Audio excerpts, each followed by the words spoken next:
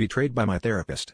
I burst into our apartment, still shaking from the argument we'd had at dinner, and froze when I heard muffled voices coming from the bedroom. The air was thick with the unmistakable sound of laughter, his laughter, and another voice, softer but achingly familiar.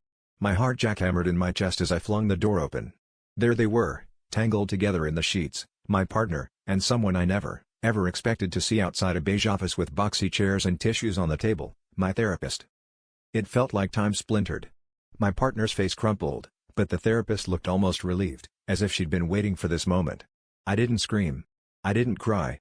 I just turned and walked out, my legs numb, my mind replaying every secret, every raw confession I'd ever spilled in that tiny office.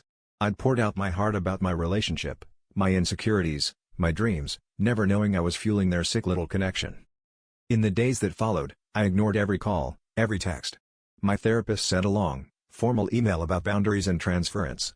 My partner tried to explain it was just physical, but all I could think about was how I'd been dissected and diagnosed by the very person who was supposed to help me heal. I kept replaying sessions in my mind, wondering how many times she'd sat and silently judged, knowing exactly how to get close to me, by getting close to him. The real twist hit me when I realized I'd started therapy because I never trusted anyone, always waiting for the other shoe to drop. In the end, I'd handed both of them the laces. Now, every time I try to open up, I hear her voice in my head, cool and analytical, and I wonder if I'll ever be able to tell the difference between being understood and being utterly exposed.